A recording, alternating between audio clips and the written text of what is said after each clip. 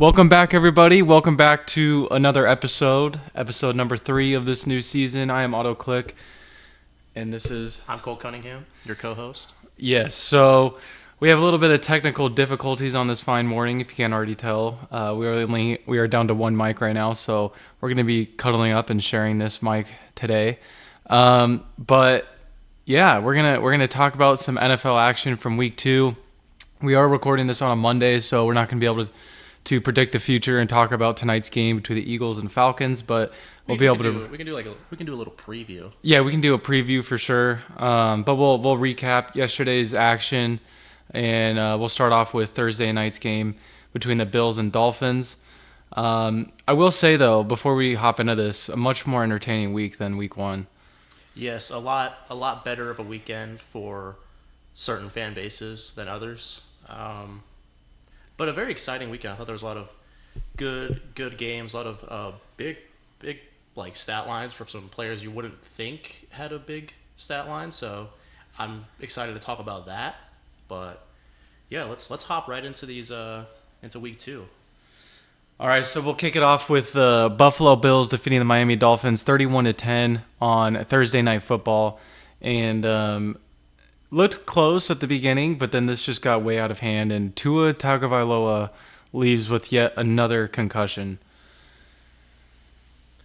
Yeah, I mean, first of all, it wasn't a very good game from Tua at all. But No. then you add on him getting concussed again, and now it's a very serious question of like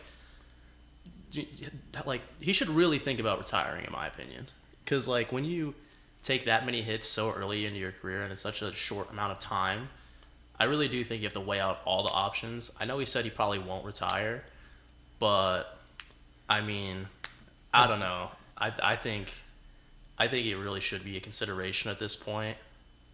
Yeah. Just for his safety and just for like his family and all that, because I don't know, that type of stuff is really, really scary. Yeah, I agree. I think maybe it's time to consider that. I mean, people have already talked about that in his last concussion, his concussion before that. Now, personally, I don't think he will. I think he's gonna stay with the game because he loves the game so much, and it's so hard to retire when his career is so young. But I don't know. It's a tricky situation. But one thing that I do like about this game, or my biggest takeaway from this game, I should say, is that the Bills showed that they can win with Josh Allen, only throwing 139 yards, which is awesome. I mean, and he only had 2 rushing yards as well. James Cook had an amazing game. This defense really controlled the game for them, and it's just a good sign that the Bills are still looking this good. Yeah, this was like offensively, this was like a very well put together game by Joe Brady.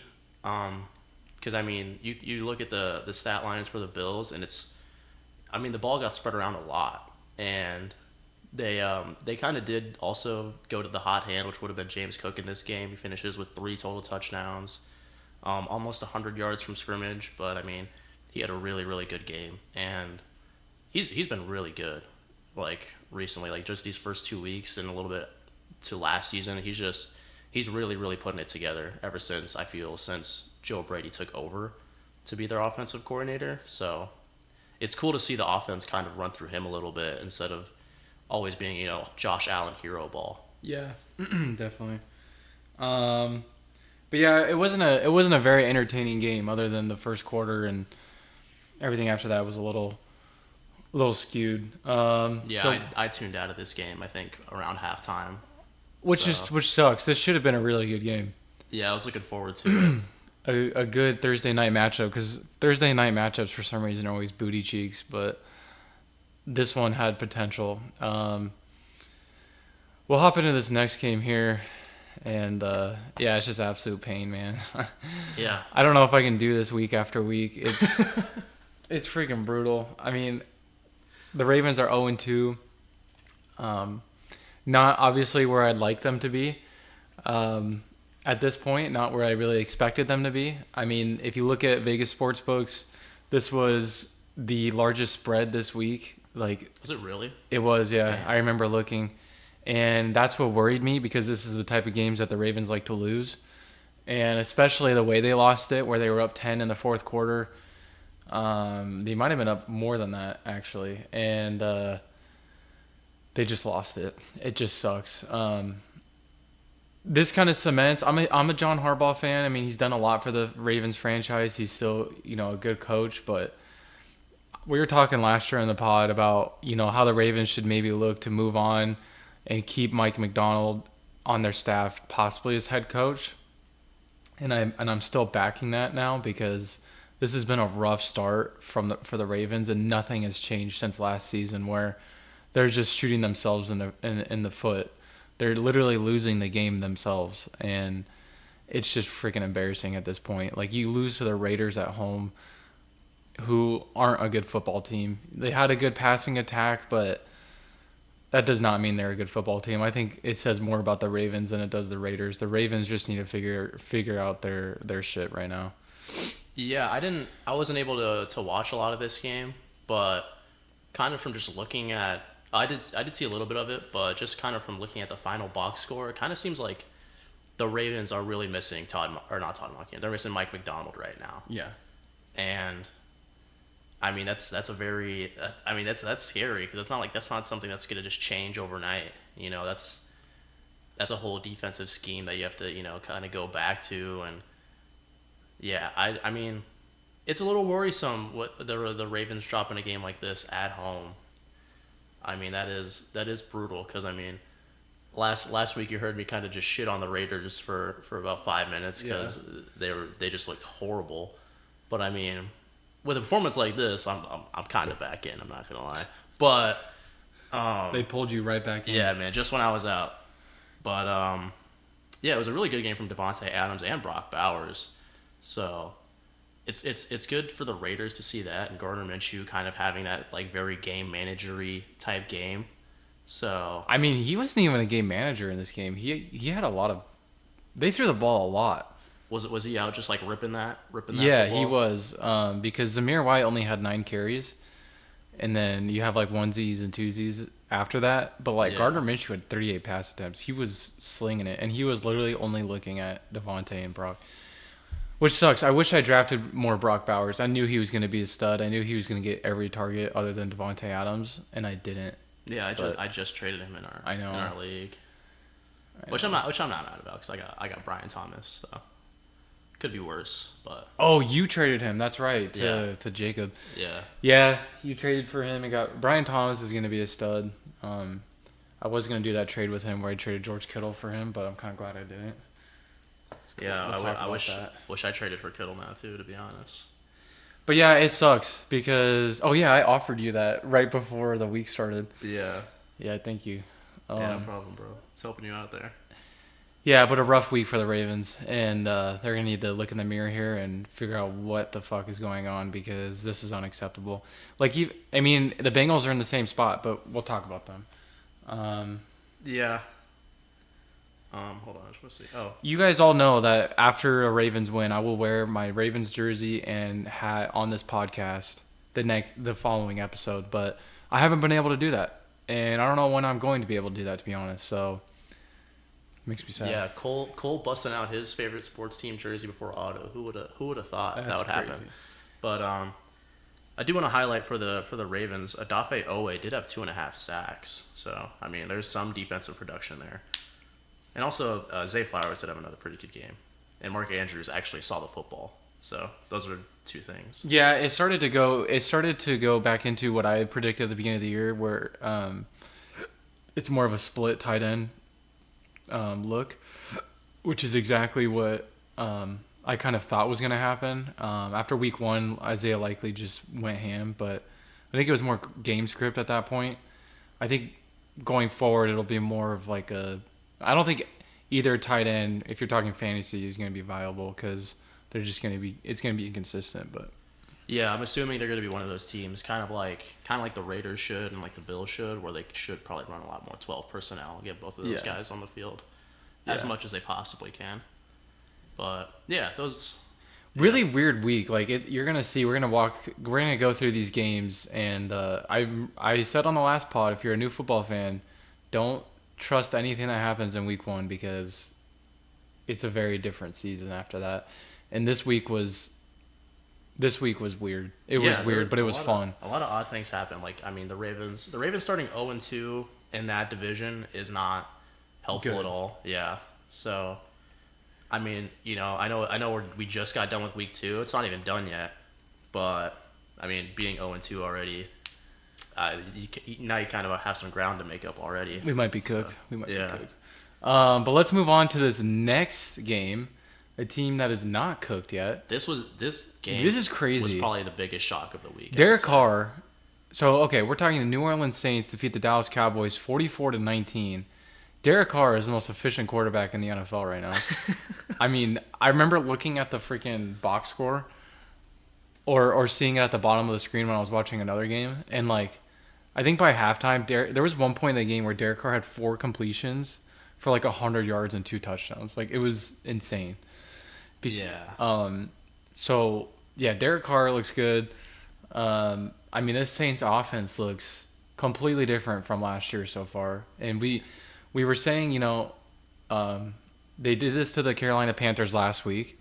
And then we're saying, it's going to come back down to earth. They're playing a much better defense than the Cowboys, who just destroyed the Browns. And boy, were we wrong. Oh, my gosh. They looked even better against the Cowboys. Yeah, that's wild to me. And I mean, yeah, the job that offensive coordinator Clint Kubiak, who is the son of Gary Kubiak, former NFL head coach, the job he's done so far in 2 weeks, it's like, yeah, he's not gonna be an offensive coordinator for very long. No. If you keep having your team play like this, because it's like, oh, surprise, surprise, right when everybody's like the Saints are gonna be bad, they're good again. Yeah. So, like, And Alvin Kamara is back. He's him. He's back, and I'm so happy about that because when he was like really good, he was like probably one of my favorite players in all of football. Yeah, he was really fun. So the fact that he's like good again, dude, that's just, oh my god, I love it. Yeah. I love it. Yeah. And then obviously you have your one weekly big play by Rashid Shaheed, 70-yard touchdown. Every week he's got like a big 40+ yard play, and here it is. So Yep. there you go. Yeah, this Saints team looked really good, and the Cowboys really never had a chance in this game, which is just crazy. The Saints are, I would say, the most surprising team of 2024 so far. I'd say In a good way. I would say there's one team that kind of rivals them so far with how good they've been. But I think we'll get to I know what them. you're talking about. We'll get to them. Yeah, shout out Darnold. But Yeah. yeah, the Cowboys this whole game were just kind of playing from behind. Cowboys are already in playoff form. Love to see it. Love to see it. Honestly, if this was like a wild card game, we'd be way less shocked. Yeah, exactly. Instead of this being week 2, if this was like wild card weekend or the divisional round, we'd be like, oh yeah, this is a normal Cowboys playoff game. Yeah. So that is that's really funny you bring that up. But yeah, I mean, this really was kind of just like a throwaway game for the Cowboys. It seemed like, because when a team puts 35 on you at halftime, and you're like you have a defense like the Cowboys does, it's like, all right, we're just gonna phone it in because, God, that's just wild from the Saints, and their defense looked pretty good too, which was also shocking. Who, the Saints defense? Yeah, I thought they were pretty solid coming into the year. yeah, it's just you kind of have some older pieces on there, but I mean They have Chase Young. Yeah, they signed him in the offseason. I don't remember. It happened like super late in free agency when like nobody cared. Oh dang! So that's why. Yeah, he was there for a while. All right. Yeah, good for the Saints. I mean, now it's looking like they might win this division through 2 weeks. It is. Well, I don't know though, because this next I mean, team we're about to talk about looks pretty damn solid. But I will say that I think it might be between these two teams, depending on what happens tonight. I think it'll kind of show who's like the top 2 teams in this division. Well, it's just weird to me because the Saints, like, we were talking about it on our preseason predictions and everything. Like, the Saints are just the most boring team in the NFL. Like, they were at least. Well, and for them to come out like in the first 2 weeks like this, it's crazy because they just completely flipped the script. Yeah, I don't think anybody expected them to look how they have in the first 2 weeks, even against a team like the Panthers. But to, like we said, go against the Cowboys and do that is that'll pretty awesome. Yeah, that'll get some heads turning for sure. All right. So this next game, we have the Tampa Bay Buccaneers in a playoff rematch, defeating the Detroit Lions 20-16 in Detroit. And you know what sucks? When we did our pick'ems, I had a feeling the Bucks were gonna win. I did, but We I both wanted to did. play it safe. Yeah, Because I said my head's saying the Lions, my heart I want the Bucks to win this game. yeah, So I count that as a moral victory for us. yeah.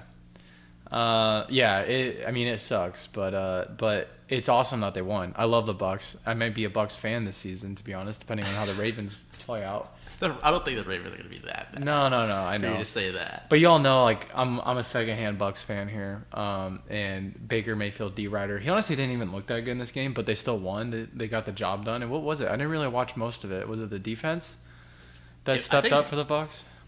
a little bit, but then also I don't know. Jared Goff looked a little goofbally. Oh, he's in very this game. goofbally with that two Yeah. interceptions, no touchdowns. Yeah, he looked very goofbally in this game, and I don't know. It's a little worrisome for me that he's They just threw him the bag too. yeah, but I mean a big plus for this game is Aiden Hutchinson. I think had 5 sacks, Oh damn. so I think he one away from having like the franchise. Oh record. yeah, yeah. He had like 4.5. Yeah, he was insane, dude. He was insane in this game, but they still lost, which is what's crazy. Yeah, that's the craziest part. Is like honestly, to be honest, he was kind of single-handedly keeping them in this game just from his play alone.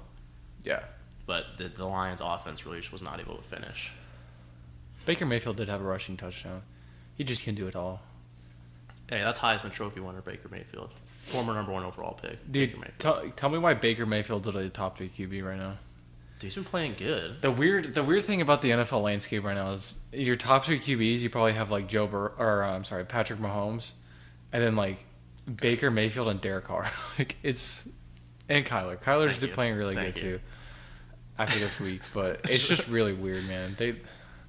Well, yeah, no, there's a lot of guys that have kind of been super like low that are just really stepping up and kind of finding their groove, which is it's interesting to see. It really does change the landscape a lot, and yeah, also another pretty big game for Jameson Williams as well. Yeah. For the Lions. Both the Lions receivers. I'm getting a little worried about Sam Laporta. I have him in a lot of leagues, and his role just does not look like it was last year. Well, yeah, I think the kind of breakout of Jameson Williams is kind of eating into his targets because I mean, fucking Amon-Ra getting 19 targets is ridiculous, bro. Yeah. Like, I hope Jared Goff knows he has like other receivers now. 19 targets is crazy. trying to play some Stafford and Cup football out there, but Yeah, I would have thought this game would be more high scoring though, for sure. But yeah. still looks like it was a good game. Yeah. Also, Rashad White, 10 carries for 18 yards. He's cooked. I've been saying this, man, and I love him because he's, Rashad White, former Yeah, Sun ASU Devil. Sun Devil, but he is not a good NFL running back. No, he's really not. I think it's Bucky Irving season back there. Yeah. All right, let's hop into this. This is a weird game, man. Weird game. We're talking weird games. This is weird. There's so many funny things about this game, dude. The Packers beat the Colts 16-10 with Malik Willis as their starting quarterback, who actually doesn't even look that bad. Like, he didn't throw for a lot of yards, but he didn't really need to. It was like a game manager type sitch. Yeah. But Josh Jacobs, man. Josh Jacobs just put the team on his back in terms of running the ball. Yeah, this game for the Packers, it was really just Josh Jacobs and then the Packers defense. And that's kind of, especially for the defense, that's kind of what you need to step up while Jordan Love is out for probably these next 2-3 games, is you need the run game as well as the defense to kind of step up and show that they can win you football games. So that was really good to see in your first week without Jordan Love. But I mean, yeah, when Malik Willis, he looked pretty solid too for a guy that's like never threw over 100 yards in a game. So I was quietly impressed by the Packers this week. Did you see the play where he ran the ball on third down, and apparently the reason was because the Packers center threw up on the football, and I did see so that. he quote. literally like grabbed the ball and just ran with it right away, and then I want to say Matt Eberflus. I know it's Matt LaFleur was Floor. Matt LaFleur was genuinely confused on why Malik Willis made that decision until he described that. So yeah, that play in itself just describes this game on how weird it was. Yeah, so it was good game overall for the Packers. Like I said, defense and run game looked really good, but then you go to the other side, not a great game for people who believe in Anthony Richardson as well. Yeah. As well as people who are kind of hyped about Shane Steichen as their head coach. Not a very good day. The Colts kind of backed me up because in our last episode I did predict I didn't predict. I put the Colts as one of my bigger followers, even though they barely lost to the Texans. But this game kind of backed up that maybe they're taking a step back this season because, yeah, Anthony Richardson looked freaking trash, and it sucks because I love Anthony Richardson and I want him to perform well. Hopefully it's just a bad week though.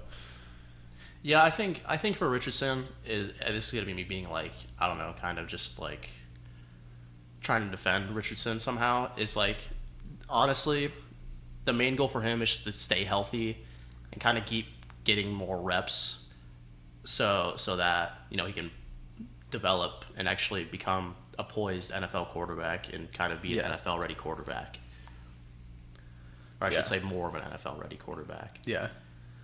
But it says a lot about the Packers. Like, if you can win, they almost beat the Eagles last week. And if you can win against, I think, a solid team in the Colts with Malik Willis as your starting quarterback, that means you got a very solid team. So I think that Packers fans should be happy, especially that Jordan Love's not out for the year. Maybe they can squeak by with a couple. I don't know what their schedule looks like, but maybe they can squeak by with a couple wins until he gets back, or 1 or 2 wins at least, and then make the playoffs. Yeah, I think the earliest that he'll be back, I think, would probably be around week 5. And I mean, if the Packers are like 1-3 by that point, that is definitely not the end of the world.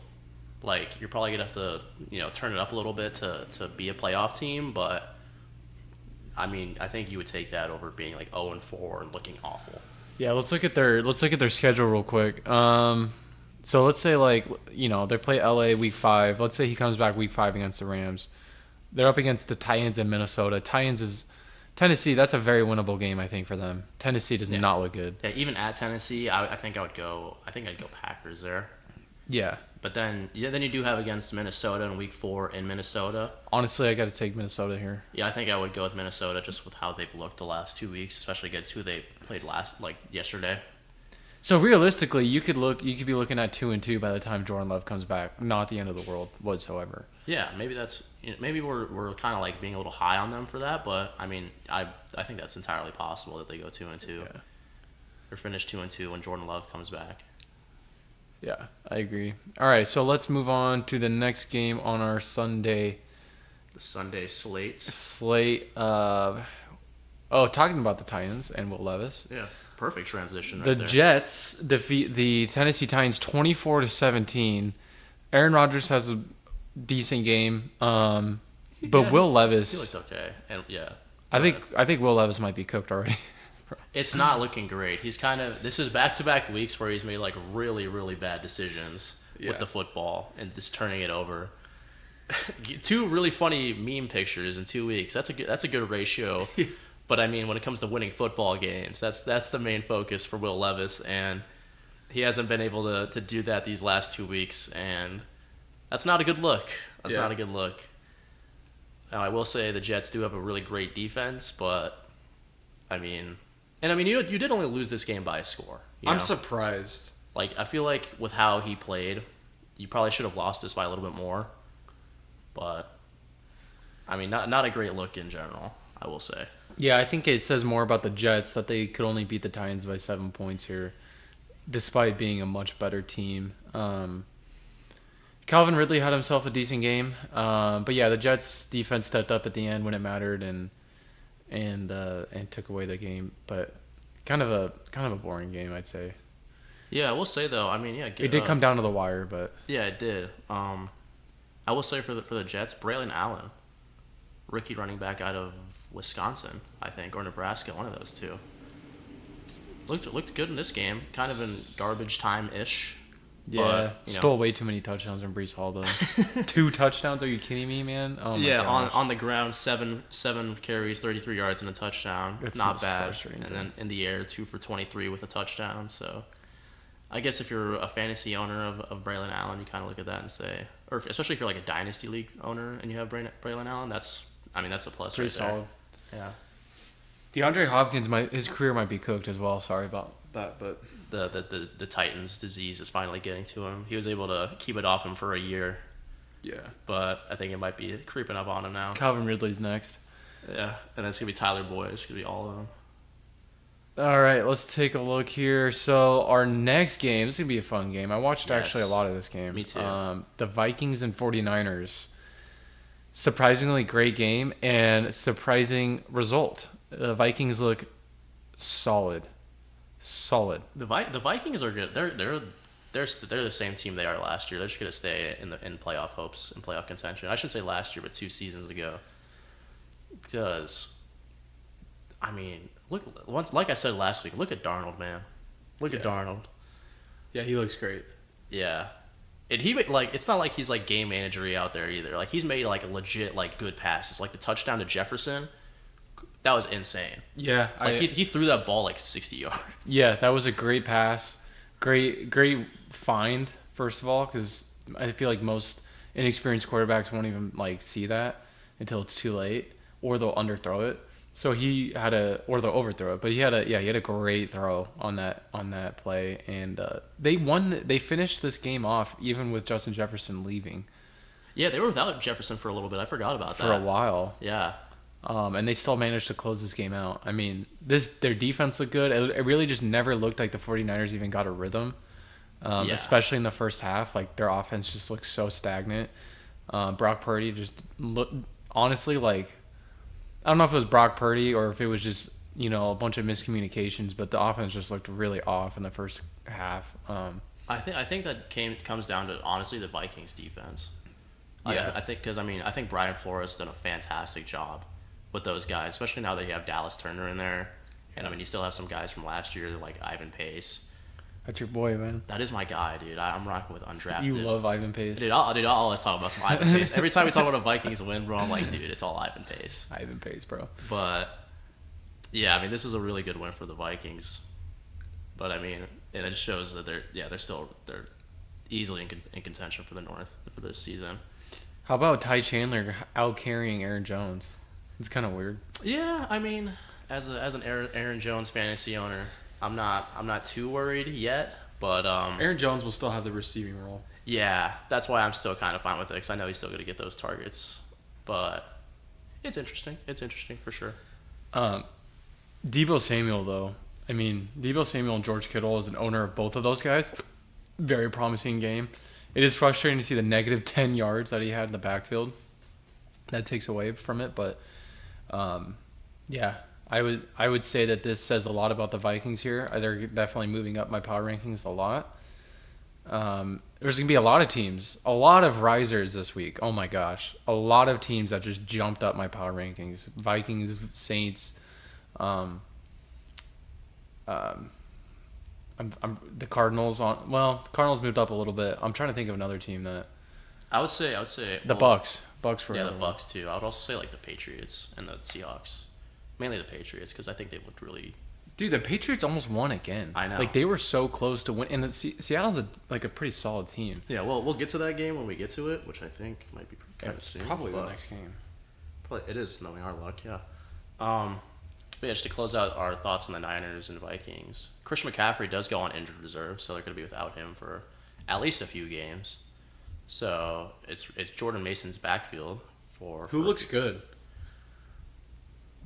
What do you mean? Jordan Mason. Oh yeah. He's looked looking solid. very good.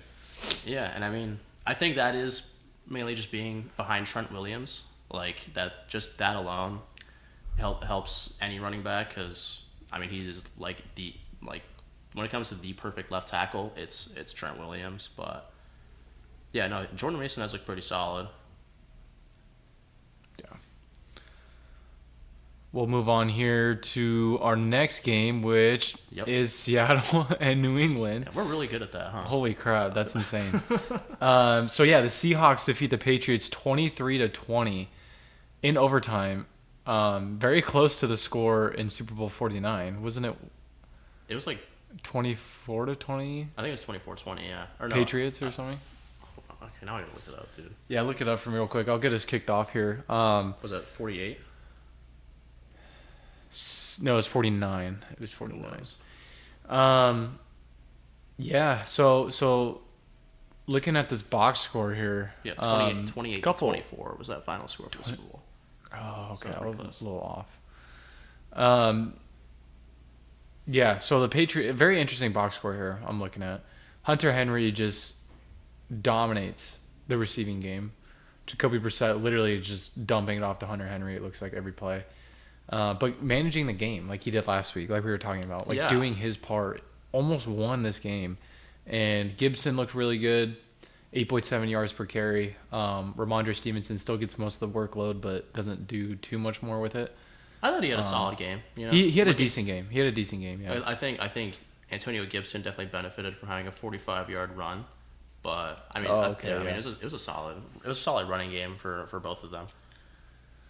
Yeah, but I don't know. Does this, like this is a tricky situation here, and it gets very tricky in the beginning of the year to tell where these teams are at, because it's like, does this say more about the Patriots being a lot better than we thought they were, or does this mean the Seahawks maybe aren't as good as we thought? It's kind of weird because the Seahawks, have played like we need to see more from Seattle. They've played the two not very good teams that were expected to be good at the beginning of the year, like between the Patriots and Broncos. So it's like we need to see more games from them. And then with the Patriots, I mean, I don't know. Maybe this team's a lot more solid than we thought. The Patriots, they kind of remind me a little bit of the Cardinals last year, where it's like you have a very, let's be honest, not good roster overall. Like you have some good players here and there, especially on the defense for the Patriots, whereas the Cardinals it was nothing. But you kind of have just like some solid guys that everybody can kind of look up to and say like we need to play like that, and then you have a coaching staff that can kind of rally around a little bit and like kind of fire you up, especially when you beat a team like the Bengals. Like kind of carry that momentum into week 2, and you play like this against week in and week out, and you show that you can kind of be competitive with anybody. That's a really good sign for your future. And your franchise quarterback hasn't even played a game yet, Right. so I think it's more like a good sign for the Patriots and a like not so good sign for the Seahawks. Yeah, I agree. I think the Seahawks are still a solid team. I'm also like I'd say my top 5 or my top 5 teams would probably be like the Ravens, Bucks, Cardinals, and Seahawks are up there just because not only they have Zach Charbonnet but also Mike McDonald. I love him, so Yeah, I'm kind of a Seahawks stan this year. So nice to see him start 2-0, but yeah, I think the Patriots look very. And I want to look at something real quick. yeah, they're kind of scrappy. They're very scrappy, and I want to see because in this game, well, I guess I could look at their overall stats from the season. Like how many times Jacoby Brissett's been sacked 4 times, which like isn't that much, and then Gibson's averaging 6.3 yards per carry, Stevenson's averaging 4.4 yards per carry. Like maybe this offensive line is a lot better than we thought they were. Yeah, it might just be solid because I mean you went against We thought they were going to be one of the worst. Like when we saw Jacoby Brissett get the starting spot, we were like, okay, they're just freaking sacrificing. sacrificial lambs, Jacoby Brissett. Yeah. But I mean, you look at the schedule; it does look like that offensive line's going to be tested, especially. Oh, it gets a lot harder. Yeah, this Thursday against, Oh my against goodness. the Jets You got the Jets, you got the Niners, Dolphins, and and Houston. Texans. So have fun, New England fans. That's a rough 4 games, but I mean, we'll see how they do. And, should real quick, just for fun, should we look at their schedule and see where we think they could finish, like realistically? I mean, we could. Just real quick. So next week, New York. I'm gonna chalk that up as a L. I'm looking at their next 4 games. Well, actually, no. I'm okay. 1-2.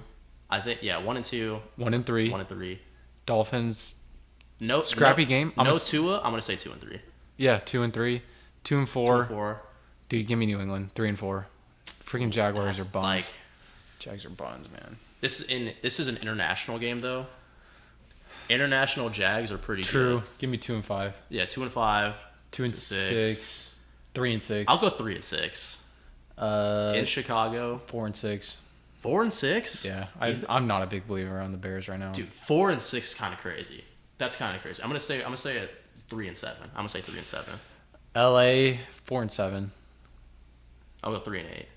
Miami again. In Miami, honestly, give me the Dolphins. I'll go. I feel like Tua will probably be back by then, knowing him. Yeah, that and it's in Miami, so I'll go 4-8. Yeah, 3-9 for me. 4-9. Yeah, 3-10. 3-11. 3-11 for me. Where am I at? 4-10. 4-10. 4-11. 3-12. 5-11. 5-12. So I'm realistically looking at like 5-12 for them. I'm gonna say 3. I think they go 3-14. That's my okay. Those are our predictions. See where we're at the end of the year. Which honestly is like 2 games more than I thought they would win all year. So, if you're a Patriots fan, take that as a win. Yeah, chalk that up as a win. All right, guys, real quick. All right, so let's move on to this next game. Well, last thing I do want to say about the Patriots, Jalen Polk does get his first touchdown as first receiving touchdown, so that's cool. It's good for them. But So, can we be quick on this game, real quick? Dude, this is literally the funniest shit I've ever seen. This is game. the freaking Buns Bowl right here. The Commanders defeat the Giants 21-18.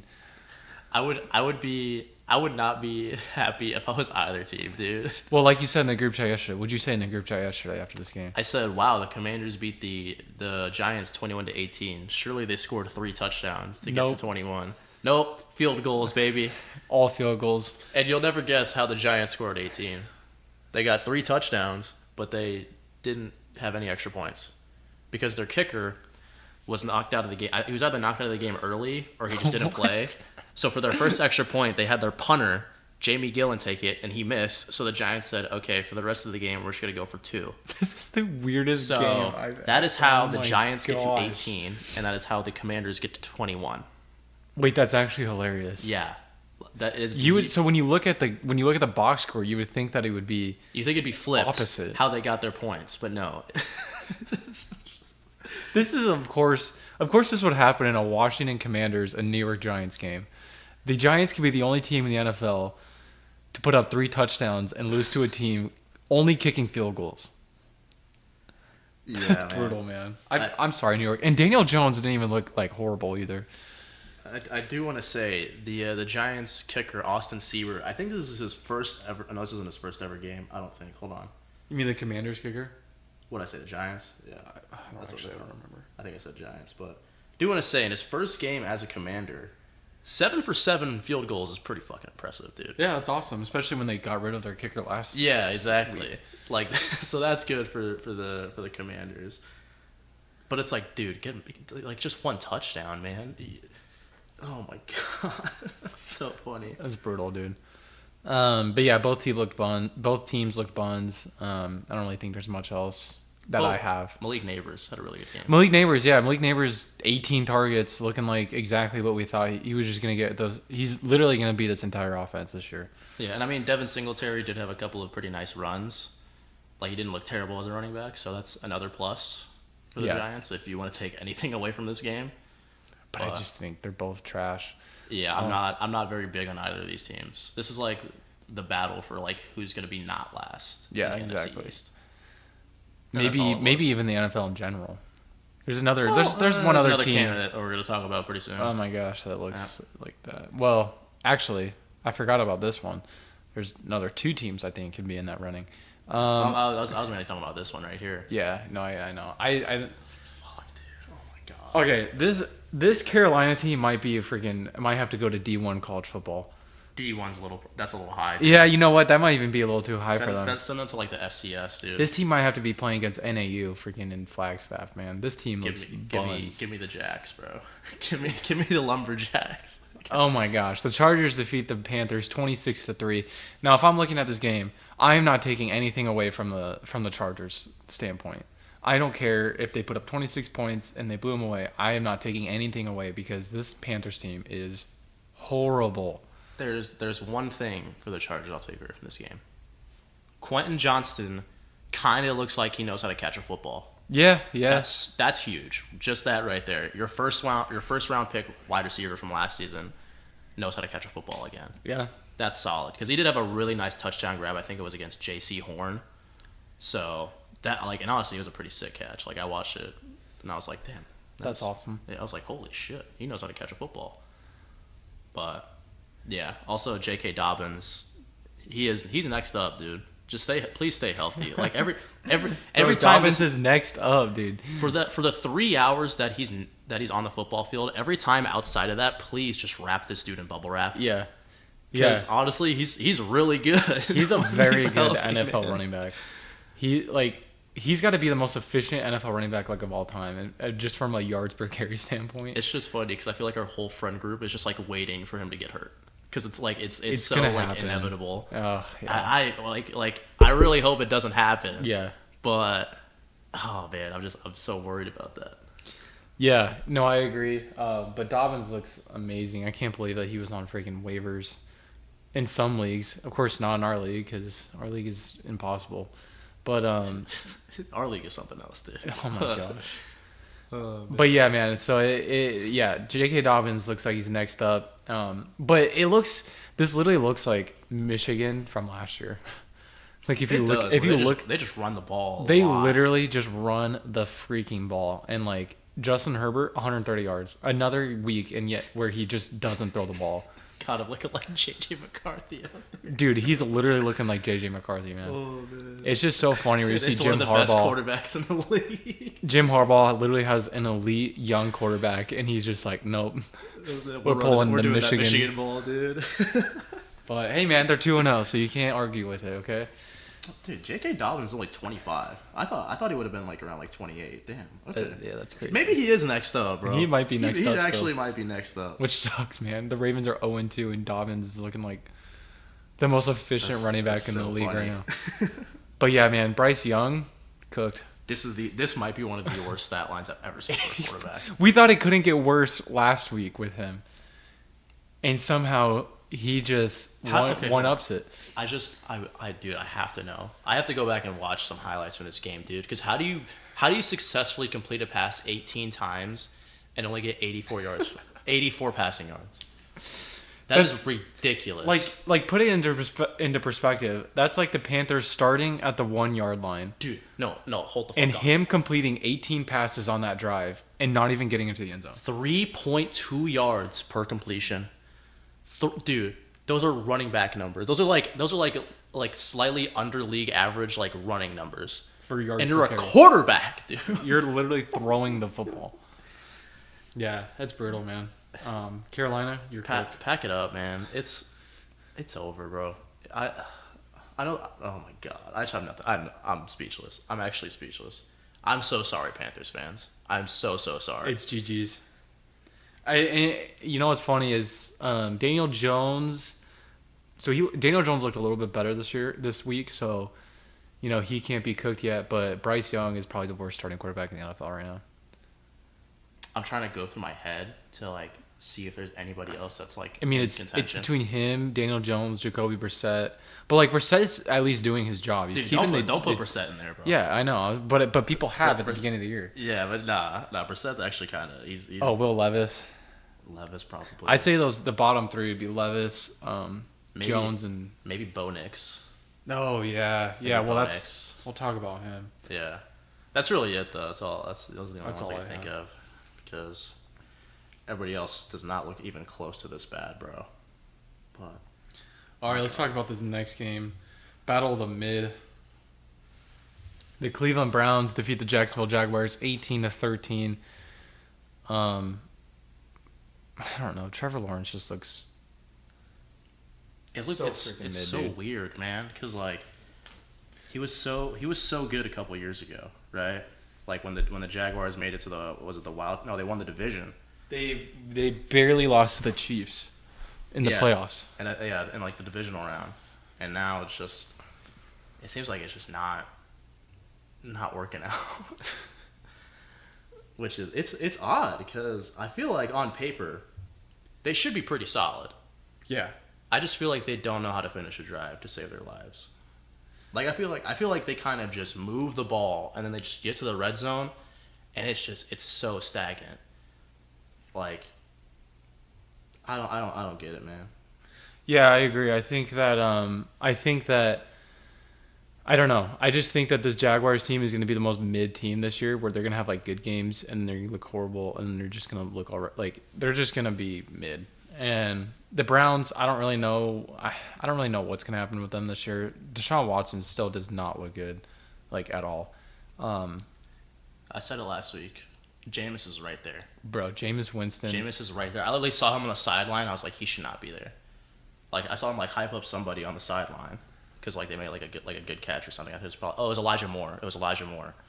Like Jameis is out there hyping up Elijah Moore. I'm like, that should be your starting quarterback, dude. People love this guy. Yeah. Like you're not even a Browns fan and you love Jameis Winston, and it's like, and you still start the sexual predator. I don't get it. I don't get it. Yeah, I don't understand get it it. either, man. I don't understand it either. But yeah, I don't know. Not too much to take away from this game. Christian Kirk looks cooked. Well, One catch for -1 yards. yeah. Now that the Jags have like actual receivers to throw the ball to, and Brian Thomas and Gabe Davis. Wow, I can't believe I just said Gabe Davis and real wide receiver in the same sentence. Yeah, but, I don't know about that. But Yeah. Brian Thomas. Hey man. Brian Thomas is a stud. He'll be Hey. a stud. Yeah, Trevor, get him the ball more, Yeah. please. Not even just for my fantasy team, but like for the Jaguars' sake, please, Yeah. because he's a dog.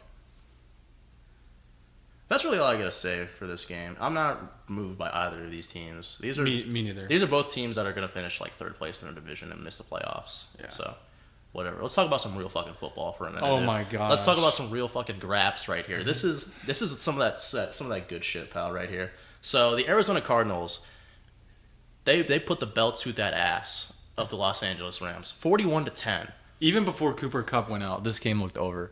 It was already This might be probably the greatest game of football that I've ever seen as a Cardinals fan. Like from the Cardinals standpoint, this is like the best Cardinals football I think I might have ever seen. This is incredible. Kyler Murray, 17 of 21, 266 passing yards, 3 touchdowns, 0 picks. Perfect passer rating. Oh wow, he did. Perfection. Yeah. Perfection. Oh my goodness. Just, I mean, this is right here is what movies are made of. Okay. In the first quarter alone, Marvin Harrison Jr. had 4 receptions, 130 yards, and 2 touchdowns. Didn't do anything the rest of the game. Didn't have to. Didn't have to, exactly. And it's funny that Kyler's missed passes were all targets to Marvin Harrison. I think it's a little funny.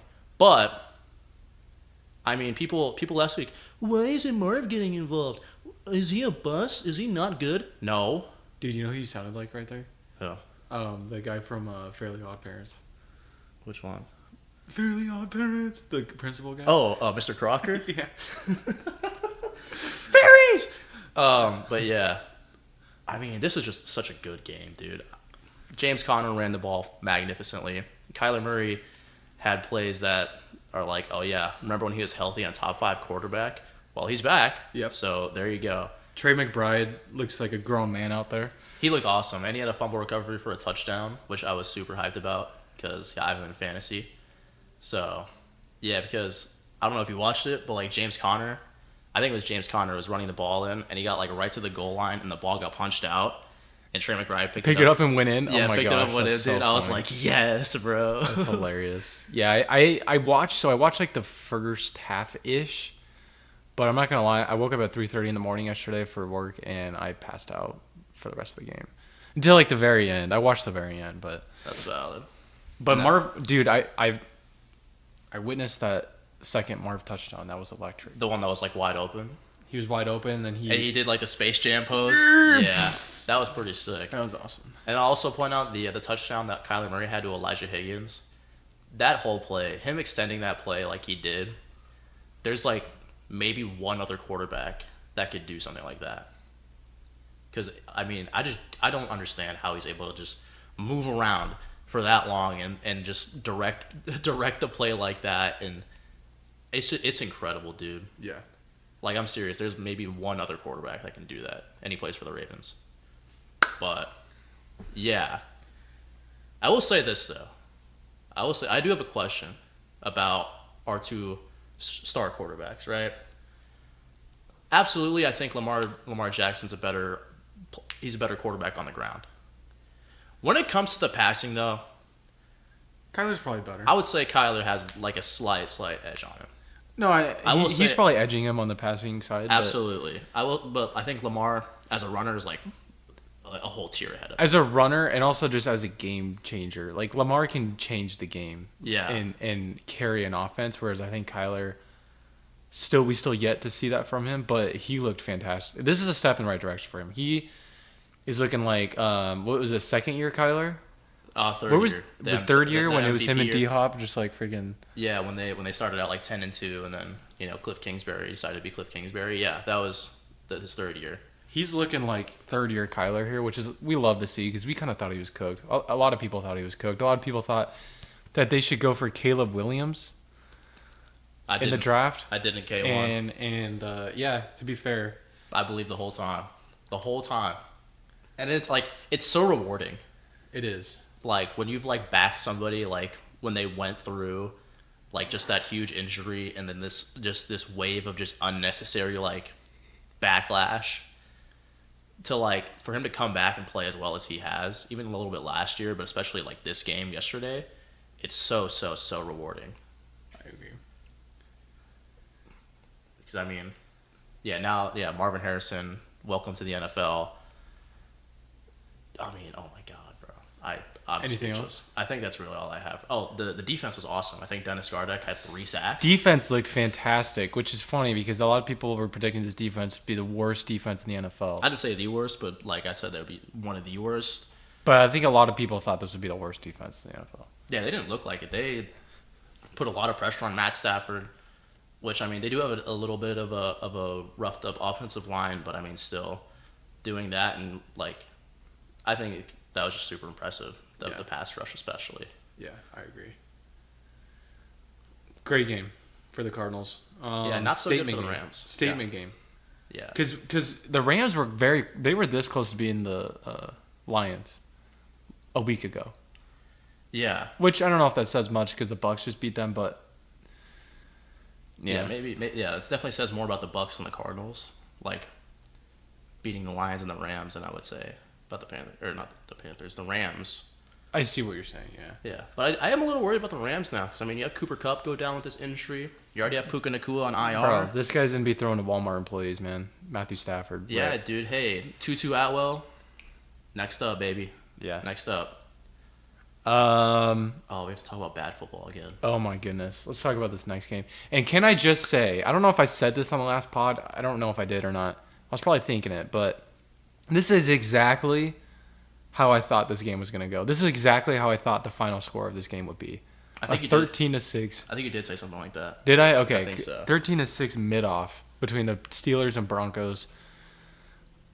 Steelers defense looks great. Justin Fields, they finally get in the end zone. 1 touchdown. Congratulations against the Broncos. Justin Fields, though, 117 yards. I just don't think he's a good passer. I still don't think that. I think he's a great runner, though. But you want to know why he's not a very good passer? Why is that? It's because he's one of those guys, and I think he's done it probably since Ohio State. He's a guy that he makes his first read as a quarterback. If that's not open, the very second thought of his, run. Or check down. Yeah. And I think that's still, you still see that a lot. Cause like you saw that last year with the Bears where it was DJ Moore isn't open. Okay, I'm running the ball. Yeah, he literally only threw it to DJ Moore. Yeah, and now you're kind of seeing it now a little bit more. Like, I mean, look at the target share. It's a little more spread out. It's more spread out, but last week George Pickens had almost every target. Yeah, and I feel like I saw Pickens a lot when unfortunately I did have to see some of this game. Oh gosh. So yeah, just because this wasn't the game that was being broadcasted to me yesterday. Thank God, dude. Because I went to go check CBS to see what game was on. I saw it was the Chiefs and the Bengals, and I was like, thank God, dude. Because if it was the Steelers and Broncos instead of that game, I would have been pissed, bro. Probably had to jump off. Dude, I would have done chores. I would have done some fucking yard work around the house if that was the game that was on and not this. So I'm so happy that this game wasn't on. Yeah, I agree. Thank God, dude. Yeah, Bo Nix looks buns, which is very concerning. And the reason I say that is because out of all the QBs that got drafted this NFL draft in the first round and even beyond, Bo Nix was one of the ones that was going to have to perform well early because he's like 24, is he not? Yeah, he's one of the older QBs in this So class. when you see older QBs, he is 24. He's 24 years old. And also, I feel like you're on one of those teams that's like, where they are probably in the mindset of like, okay, we just plug in a good quarterback and then we have a chance. Yes, I agree. You know what I'm saying? That, And at least that was the hope. yeah, and that's not going so well right now. No, the Steelers' defense looks fantastic again. Yeah, that's like really good. But this Broncos offense Not so good. is cooked, man. Especially the run game, dude. That's bad. I have never seen a football team where literally not a single person on the offense is viable to even be on your roster in fantasy. To even be on your roster. Like the only team last year, even last year with the Panthers, they had Adam Thielen, Yeah. who was low-key a beast in fantasy last year. Like, Which was shocking. yeah. But the Broncos this year literally have nobody that's even stepping up, and it's crazy. But yeah, Bo Nix looks really bad, and like I said, it's concerning because as an older quarterback prospect, you're expected to perform well early because you're more experienced and you don't have the potential. Whereas if you're a younger quarterback prospect, you have at least a couple of years to learn. I think it's a little concerning for Bo Nix. Dude, first of all, I just want to say that is like the worst run game, like yards per carry I've ever seen in my life. I've ever seen. You take out that one carry for 16 yards by Tyler Batty. Yeah, take that out of there. You That's take a that, freaking okay, you take that out, right? It's 18 carries for 48 yards. That's 2.7 yards a carry. cooked, man. Cooked. Denver is cooked. And Javonte Williams, 11 for 17. Oh, that breaks my heart because I was such a big Javonte fan, You were. and I now remember. he's bad. Like I think he tore his ACL like a couple of years ago, and like he's just been cooked since then.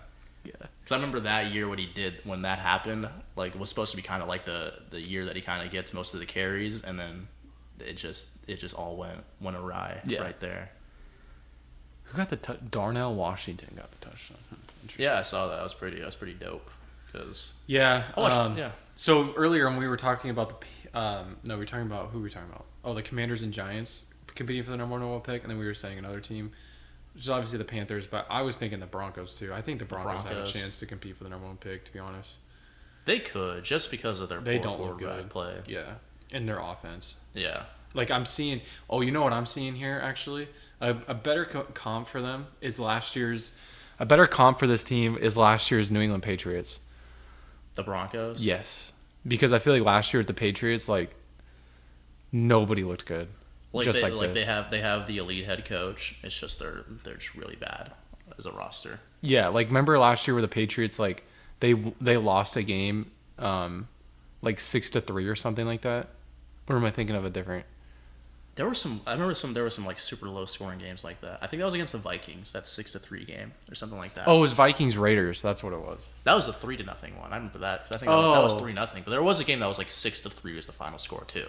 It had to be the Pats then, because I I think remember so. it was like the Pats defense played so good, but their offense with Mac Jones just couldn't do anything. Yeah, it was some. I remember that. But I remember there was like. Yeah, I remember there were like two really low scoring games. Let's talk about this next game real quick. The Chiefs defeat the Bengals 26-25 in what was a very good game. This is a very good game. You can't have a. Never mind. Go ahead. Patrick Mahomes doesn't even look that good. He did not. He did not look that good. I mean, This was definitely a good game by the Bengals defense. this is actually really funny because earlier I was saying, like, if you're talking about the quarterback hierarchy, you're looking at like top 3. Right now, I think Patrick Mahomes is in like the top 10. But your quarterback hierarchy, top 3, I'm saying like Kyler, Derek Carr, and Baker Mayfield. Like, and I never thought I would ever say that. Hey, that's 2 number 1 overall picks and another top 10 pick, man. That's pretty normal. Derek Carr was a top 10 pick? Or not Derek Carr. I thought you said Darnold for some reason. See, I'm so in the mindset of Darnold's being up there in 5. Yeah, Derek Carr. Oh my gosh, it's the weirdest year ever. But already, and last year was weird. We didn't think it could get weirder. Yeah. But yeah, all I gotta say, Chiefs get bailed out again. Yeah, dude. That's all I gotta say. Look, I will say I do think I think there was enough contact on that pass interference play to warrant a call, but like that flag was late. So let's look That's at why that so that's where I'm like concerned because let's look at it real quick, just for funsies. like if you like they threw the flag like a good like 2-3 seconds after the play already ended. You know what I mean? Like if you go back and watch it, you'll kind of see what I'm talking about. I was getting ready for dinner when it happened. But yeah, it was like so. I will say yes, it was a pass interference, but it did not look like the refs were going to call it originally. Yeah, So it's right here. so not only was it late, but my question is like, was it even catchable? Because I saw a clip of it for a second. I don't remember if it was catchable or not. Because if it wasn't catchable, that's To be honest, when like they never take a fucking PI back when they're like, oh, it's actually uncatchable. Like they did it once yesterday, and I was like, that's the first time I've ever seen that.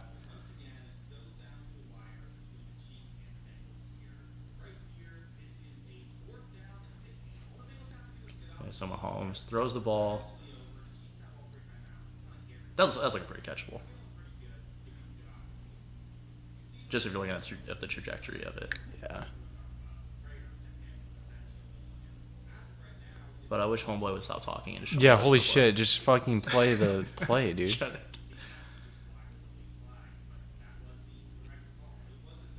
See, so the play ended like the play ends right there.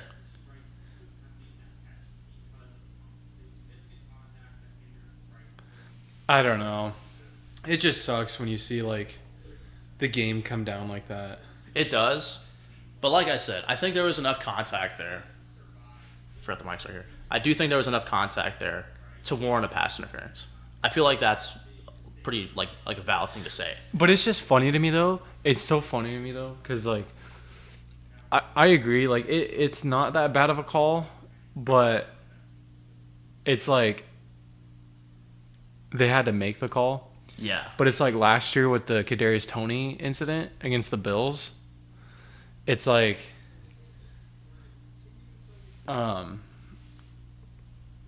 it's like the Chiefs complained so much about that, but that was the call. Yeah. Like that's, you know what I mean? So it's like same situation, but they usually get bailed out, and the one time they didn't last year, they like freaked the fuck out. But I don't know. Yeah. Like so, I think the call was good. I do not know why the refs like wanted to drag it out and try to like make it this big moment or something like that. Like that was kind of weird. But yeah, I mean, still a pretty good game though. It just sucks that it came down to that. Yeah, I mean, either way, I was happy. Like, if the Bengals won, love to see the Chiefs lose. But on the other aspect of that, the Ravens are 0-2. They would have been last in the AFC North. At least they're tied with somebody. Yeah, now you're tied with last. With the You and Bengals. the Bengals, the two best teams in that division. Which people is would so say. weird. But yeah, so either way, I'm happy. But Yeah, and I mean, not talking about the actual game. The Bengals looked a little. They looked a little better. They looked better for sure, right? I think so. Because I mean, you're not playing the Patriots. No, I think Joe Burrow looked better. Yeah. I think Joe Burrow looked better than Patrick Mahomes in this game. Yeah. And then also like getting the tight end involved, which is something Cincinnati hasn't done in a long time, like since Tyler Eifert. I mean, they had throwback. like CJ Uzama for a couple No, years. but not like this. Not like this. But Like- he would kind of get like touchdowns. So that's the thing. Like he would kind of be like a Yeah. like a red zone guy. But Mike Gesicki, 9 targets, out targeting Jamar Chase. And Oh, did you see like Jamar Chase? Not even like, close. Did you see Jamar Chase like freak out at the refs? I didn't. You didn't. I don't know what happened. Hold up. Oh, I think it's because. Okay, so like, I think he was like making a play on the ball. Like I think he had the ball, and the way that the Chiefs player like tackled him, like it kind of looked like a hit. It kind of looked a little hip droppy. So he was like kind of like, yo, outburst. yeah. So like he was kind of like, all right, where's the flag? Because like if that's supposed to be a hip drop tackle, you guys kind of made it a big deal in the offseason. Where's the call? And I mean, he freaked out on everybody, dude. He freaked out to the ref. He kind of freaked out on Joe Burrow. He even freaked out on Zach Taylor a little bit. Why did he freak out on Joe Burrow? Just because like Joe Burrow was kind of like trying to calm him down, trying to just get him away so he wouldn't like get ejected from the game, and like Joe Burrow kind of had to like push him away a little bit. That's not even that bad of a tackle. Yeah, it wasn't even like hip drop. I don't even That's know. not hip drop. It wasn't he took hip him down drop. by his shoulders. Yeah, I guess maybe like it was like a horse collar or something like that, but Yeah, I don't think that's warranting. Maybe maybe you're right. Maybe it was something around his head. yeah. And so he's like, "Where's like that should be a flag." Okay, I don't. Let's see the freak out. This guy likes to yap a lot. Bro. Yeah, it's the same dude. It's the same dude.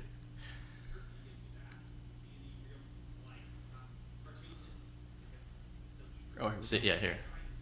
fuck. Okay, he paused it, of course.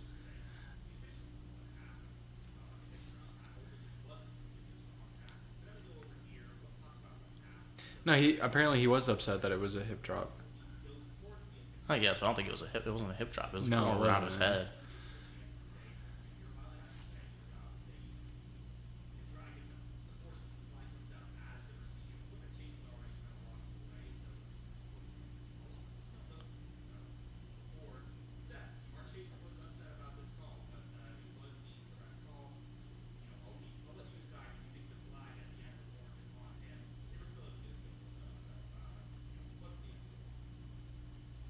But yeah, it was just weird. Like, cause I did not. I don't know. I didn't think it was like a bad call or anything. But I guess when you're a player who's playing without a contract right now, or at least for the future, and like someone makes a tackle on you that you think like could risk your health a little bit, I guess it is valid to kind of react that way. But I don't think it was as bad as he was making it out to be. Yeah, I agree with that. Yeah. Also, Cam Taylor-Britt had an interception in that game, one-handed catch, probably one of the coolest OBJ, catches. man. It was like very OBJ-esque. All right, our last game of the day yesterday, the Houston Texans defeat the Chicago Bears 19-13. And my biggest takeaway from this game, to be honest with you, Caleb Williams might be David Carr 2.0. That dude was running for his life the entire game. I'm gonna be so honest with you. I missed like 9% of this game because I like I do. It was a long day yesterday. It was a long Sunday. I was pretty hungover. Sorry, Mom, but yeah. So I was kind of out of it by this game. It wasn't a very fun game anyway, so you didn't miss much. Okay. I didn't miss the whole thing. I like woke up for the second half and I kind of watched that and I was like, all right, this is kind of boring. So I just went back to sleep. I woke up. I checked fantasy. I saw Nico Collins already had like 17 points, and I was like, okay, cool, I can chill. So I just went back to sleep. But you know what though? Like Caleb Williams, not only this offensive line in general is what's holding this team back. This offensive line looks like probably one of the worst in the NFL. After this game, like Caleb Williams, if you watch the whole game, most of his highlights are him like duck, like he Like there running, was running literally- for his life. There pretty was much. one play, dude. I gotta pull it up actually. There was one play that they showed, where he literally like missed like 5 or 6 tackles, and then like it was actually an insane. It was like a Lamar type play, and then he still got sacked. Like, and he had to do that like basically every play. It was, and they pulled up the Texans like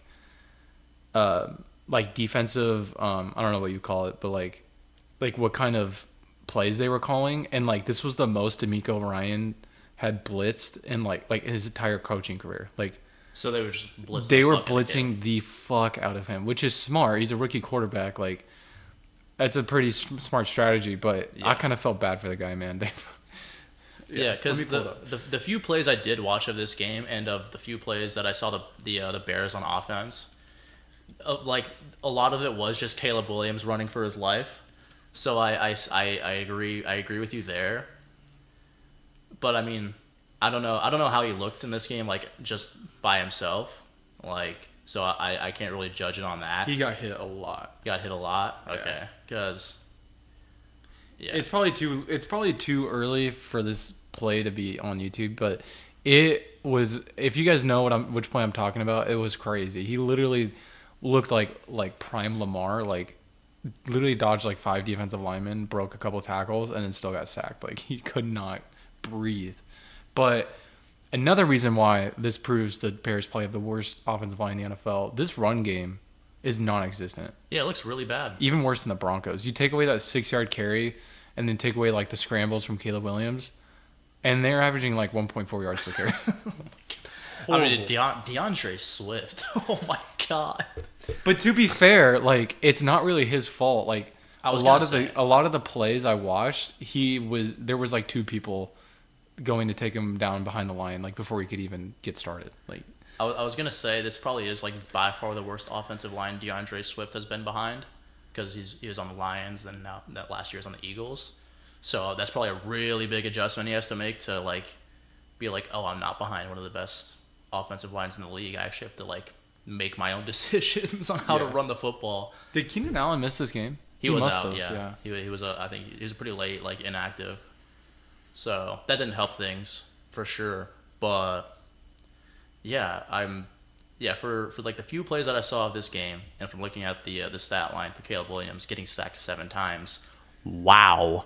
I'm telling you, man, David Carr 2.0. I think Caleb Williams is talented. I know there's a lot of hate for him, but behind this offensive line, you could give him fucking Justin Jefferson, CeeDee Lamb, Marv. and Marv, and then you could give him Saquon Barkley at running back. But if the offensive line is this bad, he's not going to succeed. Yeah, that's not a good way to set up your franchise quarterback if you're the offensive line. You're not doing him any favors. I'm playing almost that thinking bad. like, and I'm a huge fan of Roma Dunze. Don't get me wrong, but I'm almost thinking they made a huge mistake going receiver after taking Caleb Williams and not offensive line, because Yeah, they could have went tackle they already had Keenan Allen and DJ Moore. They could have went receiver in the first round pick next year, or even although later, this was or even later in the draft. or later in the draft. There's a lot of good receiving, like late choices. Yeah. So it's kind of weird to me that they did that, but Hold on, it's showing right now. Let me pull up their draft class if I can find the Chicago Bears. Okay, so they did okay. Well, they didn't have a second round pick, so that didn't help things. But yeah, they actually had 5 picks in this draft. What the fuck? I don't even know. Oh, probably because getting Keenan Allen. But yeah, they probably should have maybe at least considered going offensive line rather than Roma Dunze. I mean, they did take a tackle in the 3rd round, but I'm sure he's not getting any play time right now. So yeah, that's a little worrisome. Especially with some of the tackle picks that were taken in the drafts, even like after the Bears pick. Like I know Fuwaka from for the Saints, he's been pretty solid. So I mean, it's whatever though. I'm sure the Bears will figure it out. Maybe. Hey man, that's what I would have done. But, Yeah, I mean, I'm still, If it was me. I still like the Adunze pick. I'm still a fan of Adunze. Oh, we have 2 Monday night games. They're both. We kinda do? mid. Yeah, they're both kind of mid though. Oh, that's next week. And then who's the Thursday night? Pats Jets. Oh, I thought it was Ravens Cowboys for a second. That'd have been kind of sick. No, it's never a good game, dude. Why would you think they would give a good Thursday true. night game? Um, Though this could be like one of those games where like the Patriots somehow fucking win. I could see that Which would on be really Thursday fun. night. Yeah, just because it's the Patriots and the Jets. All right, cool. So let's talk. Let's talk about this. Let's talk tomorrow nights. That wraps up the Sunday slate. So tonight, I said tomorrow night. I meant tonight. Yeah. Tonight we got the Falcons and Eagles playing. I'm gonna be straight up, keep it 100 with you. I won't be able to watch most of this game, but honestly, kind of excited for it. I'm cautiously excited for it. Like, I think it could be a good game if the Falcons if they can figure their shit out. I just don't think they'll be able to do that. So I'm kind of worried this might be a pretty easy win for the Eagles, which I would take because I mean I got Saquon Barkley in fantasy, but I would like a more competitive game, Yeah. especially compared to last week's Monday night game, which was not that, shockingly enough. But I mean, there's a lot of good players to watch in this on both sides of the ball. So I'm taking Eagles though. AJ Brown is out. yeah, There is I that. forgot about that. He is out. Yeah, so. he is gonna be out, but I still think I'm gonna have to take Eagles. I think it'll be a close game. I think it'll be a low scoring game. That's my prediction. But I think hopefully Kirk Cousins looks a little bit better. Yeah, and Drake London. I think even if the Falcons lose, if you're a Falcons fan, like even if your team loses tonight, I think that if at least Kirk Cousins takes steps in the right direction and looks better, you'll take that as a win. Like that is a win. Kind of like the Jets with Aaron Rodgers, I feel. Yeah. Two older quarterbacks coming off huge Injuries. Yeah, huge knee injuries. Like, yeah, you'd hope they kind of just get back to what they used to be. So. All right, let's. Yeah, I forgot AJ Brown isn't playing for that game. That could make it pretty close, actually. Yeah. Because I remember that's a big. And because in the playoff game last year, I don't think they had AJ Brown, and that's when the Eagles got their ass kicked by the Buccaneers. Yeah. So, that's it could be interesting. Still gonna take the Eagles though. Should we do our little awards real quick? I'll just run through mine. Weekly awards. I do have some. I was able to chalk up some right before we recorded, so I do have a few. Yeah, I've got all the awards actually. So, yeah. All right, cool. So I'll just run through mine real quick. We'll run through ours real quick. We'll do some. Should we do pick-ups for next week? Yeah, we'll run through the awards and just do pick-ups real quick. And then we'll let you guys go. All right. So moment of the week so far, and we could have, like I said, we still have a game tonight. It could change. Moment of the week though, I have Marvin Harrison Jr.'s second touchdown because I did watch that live. And we were already like freaking out in our group chat about Marvin's first touchdown. And then as that's happening, this dude just catches a wide open pass and then space jams it into the end zone. That was electric. Player of the week, offensive, I have Marvin Harrison Jr. For his breakout game, finally his welcome to the NFL game. And then Aiden Hutchinson on defense for 4.5 sacks. That was an easy choice there. And then my riser of the week, there's a lot of them, and I'm probably going to make a separate power rankings video maybe tomorrow or Wednesday, just because we still have another game to be played. And I'll talk about more of the other ones, but my biggest riser right now is the Saints, the New Orleans Saints, who just completely shattered expectations this week. And my biggest faller is going to be the LA Rams for getting their asses kicked, even with Cooper Kupp in the game, by the Arizona Cardinals. And that's it. Yeah, so for my offensive player of the week, I'm going to go with Alvin Kamara. He had a fantastic game, kind of looked like that prime Alvin Kamara when he scored 6 total touchdowns on Christmas and was literally the entire Saints offense, minus like Michael Thomas back in the day. So, got to give the nod to him as much as I would like to give the nod to guys like Kyler Murray. I'm surprised you do Marv. Well, he did have a really good game, but I just think Alvin Kamara had I'm glad we had 2 different ones, though. Yeah. And but yeah, I could have went with like Marv or Kyler, but I feel like Kamara was the best offensive player so far this week. Like I said, anything could happen tonight. So real quick, I just want to point out that when I do my offensive player of the week, I'm not necessarily doing who has the best stat line, but just like the storyline and everything too. Like with Marv struggling, and finally he breaks out. That's kind of why coming back from like how he wasn't very like used last week. Yeah, that's fair. And then for my defensive player of the week, mine was also Aiden Hutchinson. It's kind of hard to go with somebody else when they single-handedly kept their team in the game, which, I mean, is kind of worrisome for the Lions because, I mean, the rest of the team's got to do something. But, yeah, Aiden Hutchinson had a fantastic game, almost made history there.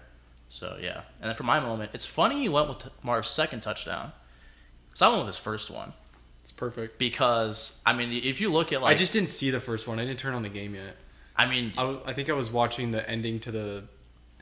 I was watching the ending to the Ravens and Raiders game instead of watching that. Yeah. But I mean, it's kind of both like an award to Kyler as well as Marv because if you look at the throw, not many quarterbacks in the league are making that type of throw. Just because Marv was pretty covered, and the way that Kyler had to throw that ball, it had to be damn near perfect for Marv to get to it, and he did.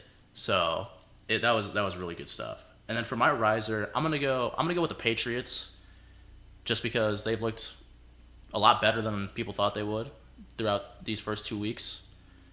But I will give the nod to the Saints as well because, I mean, I think they're back into NFC South contention.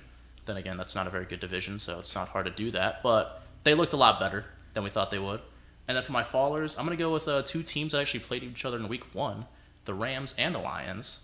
Kind of worried about the Lions just because, mainly it's because of their quarterback. I don't think Jared Goff has looked super great. like he didn't look how he kind of looked really really good last year. Yeah, You know what I mean? fair. Like he's kind of it seems like he's been a lot more prone to mistakes, and it's kind of worrisome because I mean if he's not on, then that's really not good. Yeah.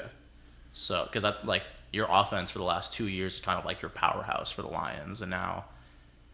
And you did make upgrades on the defense, but if that's going to be your kind of your focal point instead of the offense, you're still going to need your offense to be as close to what they were last year. Right. So it's a little bit worrisome for the Lions. And then for the Rams, like you kind of shit the bed last week or yesterday, so it's kind of hard not to put you down a little bit. And then just these injuries are kind of not good this early in the season. You have your offensive line's pretty depleted. Your wide receiver core is even more depleted right now, depending on what the status for Cooper Kupp is. So, yeah, it's not good stuff. I will highlight, though, Jared Verse has looked pretty good because he was on that one Kyler scramble play for Elijah Higgins. He was putting a lot of pressure on Kyler Murray. It's just Kyler Murray is just apparently impossible to tackle when he does that, when he just runs around like Mr. Krabs. So, yeah. That's actually a perfect way to put how he runs because that's There's so a distinct. video I saw on Twitter of like one of his like scramble plays like that, and it's just like they put the sound of like Mr. Krabs running like over it. It was so funny, dude. So But yeah, those are our weekly awards. So now we're gonna hop into some these. pick'ems. It's very early week 3 pick'ems. Very early. We never do this shit early, bro. You know what though? we It's always perfect. do it like the last second, like right before Thursday. This is perfect because it actually gives time to recap the last week. You know what I mean? Yeah.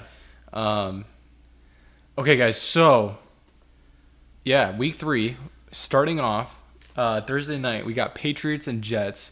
We were just saying this could be a game that the Patriots somehow win, and they're actually 13% picked, which is a lot. I feel That's like more than I would think. I Yeah. would think it would be around like 8%. A lot of people are high on the Patriots right now. I don't blame you. Yeah. But I still got to take the Jets here. I will go with the Jets. But I think it's going to be a close game. It's going to be closer than people think, dude. I'm predicting like a 16-13 game. Jets. I'm thinking like 21-17. So yeah, I'm kind of with you there. Next up, we have the Giants and Browns. Give me the Browns, unfortunately.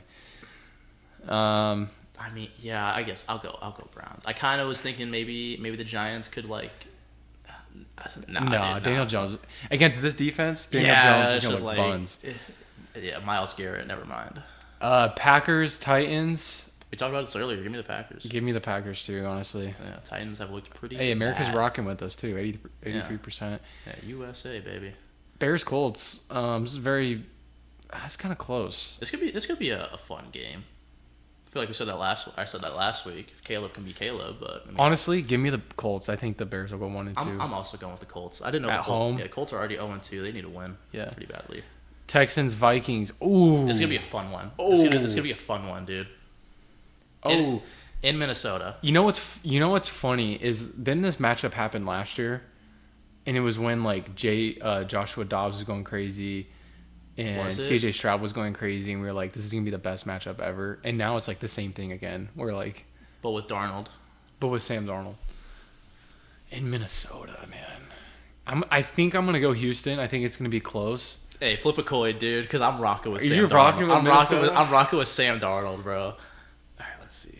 Dude, you remember last year when we made fun of Jeremiah for saying Darnold's my homie? Maybe he was onto something, dude. Maybe because he's been good. That's right. He did say that. We didn't even decide who's Fuck. who. Okay. All right. Let's restart this. Let's do heads Houston and then tails Minnesota.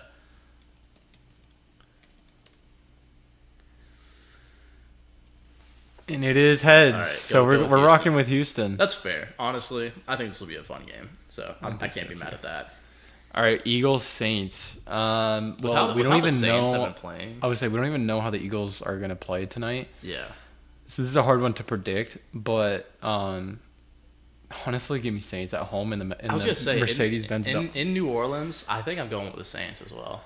The Superdome, bro. Yeah. Give me Saints. However, if the Eagles whoop that ass of the Eagle or not the Eagles, they're the Eagles. If they whoop the Falcons' ass, I probably if the Eagles whip the Eagles' ass. If the Eagles beat the Eagles, I'm taking the Eagles. You know what I mean? Next game we got the Chargers and Steelers. I'll go Chargers. I'll go Chargers. I think I'm gonna have to go Steelers, and that's crazy as a Ravens fan. The Steelers have had the most cake freaking schedule. Oh my gosh. Honestly, I could see the Steelers winning. I just don't want to Should we pick flip them. it? Yeah, you can flip it. Head Steelers, tails Chargers. Thank God. Tails. Thank God, dude. Dang. Give me Harbaugh, baby. Against TJ Watt. Whatever. It's already locked in. Who cares? Broncos, Bucks. Give me Ooh, Bucks. tough one. Give me Bucks. Yeah. Fucking Baker, maybe. Panthers. Give me Raiders. Yeah, Raiders are Raiders. about to be 2-1. Wow. Good for them, man. Well, I'm in, dude. I'm backing on the Raiders against the Panthers. Oh man, dude. Next week when we do the podcast, the Raiders narrative is gonna be crazy. Imagine they lose to the Panthers. Then, hey, my week 1 Raiders narrative is gonna be crazy, dude. This is a win-win. This is a Oh, win-win my for me. All right, Miami Dolphins versus Seattle Seahawks. Oh my gosh, I can't talk. Seattle Seahawks. The Seahawks. Give me the Seahawks. Yeah, I'm just no, actually probably- shocked that the Dolphins are picked that much. Yeah. I mean, it's probably gonna be no Tua. So, I have no idea whether they're being picked that high. 'Cause this is in Seattle as well. Are you But, getting a call or am I? That's you, man. Because I got my phone on Do Not Disturb. thought I heard. I heard that though. vibration. Yeah. They're like, Yeah, but maybe we're just losing our minds. no, from because I doing would have this got it podcast. on here. I don't know. I think we're just both delusional at this Right. point. Ravens Cowboys. I gotta rock with my boys Ravens. It's in Dallas too. In Dallas, but- I'm going Cowboys. All Man. right, we gotta flip a coin. Flip a coin. Let's go heads Ravens, tails Dallas. All right, Fuck. dude. You Good really luck, making bro. me pick against 0 my- and 3 Ravens. Let's Oh go, my dude. gosh. Here's All the thing. Here's the thing, though. Either we're right or you're happy. And the That's Ravens true. win. That's true. It's a win-win. It's what I'm about to do in these next 2 picks. I'm gonna bet against the Ravens this week. All right, 49ers and Rams. Niners. The Rams are depleted. This is very tough.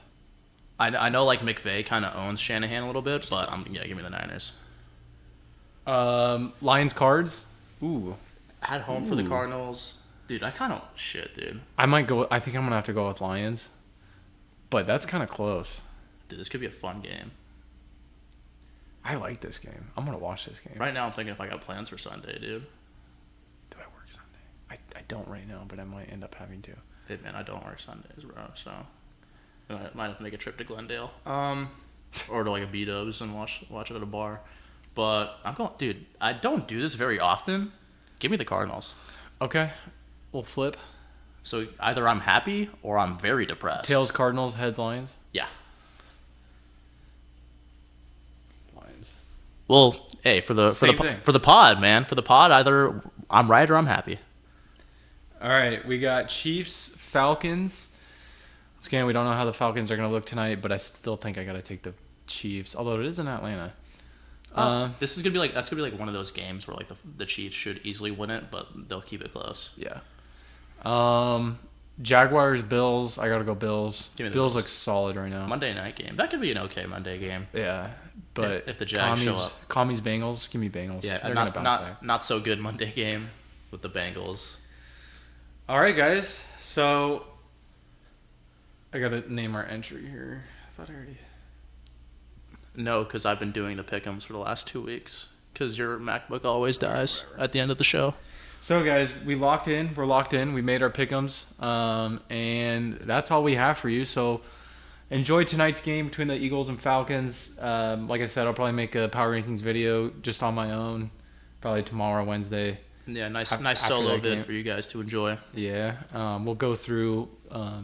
I really like doing my power rankings in a tier list. Not only is it easier, but it also kind of breaks them off into like different groups. But we'll do Tiers, it, if you will. huh? Tiers, if you will. Yes, exactly. Yeah. We'll do it together though, which will be fun. Yeah, we should. Yeah. So I'm down to do one of those sometime. So yeah, so I'll come out with one of those videos. Probably do it tomorrow. Have it uploaded for you guys after we find out what happens to the Falcons. And in that video, I'll recap the Falcons Eagles game a little bit. And yeah, Yeah. Hope you all enjoyed the video. Give it a like. Give it a, let us know what you thought of these week 2 games so far. Let us know what you think is going to happen for the Monday night game. And yeah, Jonathan Gannon, Coach of the Year. Marvin Harrison, Offensive Rookie of the Year. Kyler Murray, MVP. There you go. Those are the narratives. All right, guys. We'll see you next week. Thank you so much for watching, and have a great week. Take Later. care.